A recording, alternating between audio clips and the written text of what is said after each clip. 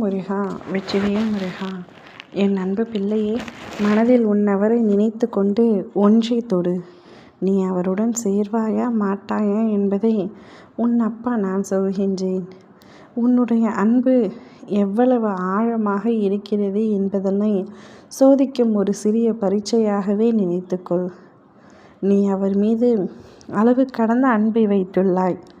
அது எனக்கு நன்றாக தெரியும். நித்தமும் என்னிடம் வேண்டுவதும் அதே தான். எப்படியாவது என்னை அவருடன் சேர்த்து வைத்து விடுங்கள் அப்பா. எனக்கு வாழ்க்கையாக அவராகவே இருக்கின்றார். எனக்கு வரனாகவும் வாழ்க்கை துணையாகவும் அவரே வர வேண்டும். அவர் இல்லை என்றால் என் உயிரை விடவும் நான் தயாராக இருக்கின்றேன். தயவு செய்து எங்களை பிரித்து விடாதீர்கள் அப்பா என்று நீ கேட்கும் அழுகும் உன் குரல் எனக்கு கேட்காமல் இல்லை தங்கமே.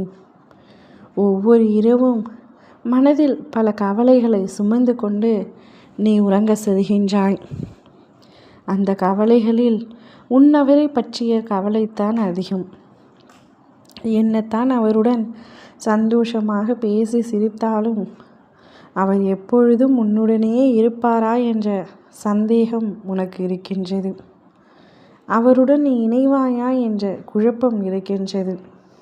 உன்னுடைய குழப்பத்திற்கான பதில், நீ நிச்சயம் உன்னவரை அடைவாய். அவருடன் உன்னுடைய வாழ்க்கை இனிதே தொடங்கும். நீ திருமணம் என்று ஒன்று செய்தால் அவரைத்தானே திருமணம் செய்ய வேண்டும் என்று நினைக்கின்றாய். உன்னுடைய மன வாழ்க்கை அவருடன் தான் இனிதே ஆரம்பிக்கும். அவரே உனக்கு வரனாக, வாழ்க்கை துணையாக, வாழ்க்கை முழுவதும் உடனாகவும் இருப்பார். கவலை கொள்ளாதே. உண்மையான அன்பு, உண்மையான காதல் என்றும் தோற்பதில்லை. சில சமயங்களில் தோற்பது போல இருந்தாலும் அது இறுதியில் வென்றுவிடும். நீ வாழ்க்கையில் இதற்கு முன்னால் பலமுறை என்னிடத்தில் கூறினாய், உண்மையாக இருந்தேன், ஏமாற்றப்பட்டேன். நேர்மையாக இருந்தேன், எல்லாவற்றையும் இழந்தேன். கண்ணியத்தோடு பழகினேன், காயப்பட்டேன்.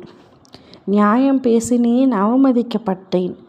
கேள்வி கேட்டேன், நிராகரிக்கப்பட்டேன். உதவி செய்தேன், பழியை ஏற்றுக்கொண்டேன். தவறுகளை எதிர்த்தேன், விமர்சிக்கப்பட்டேன்.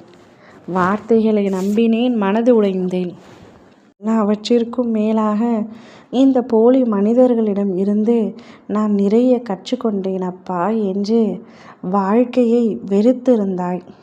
இப்பொழுது இவரை பார்த்த பிறகுதான் உனக்கே வாழ்க்கையில் ஒரு பிடிப்பு வந்தது. இவரோடு இருந்தால் என்னுடைய வாழ்க்கை சந்தோஷமாக இருக்கும் என்று எண்ணி அவரை விரும்ப தொடங்கினாய். அதனால் மட்டுமே உனக்கு நிம்மதி பிறந்தது.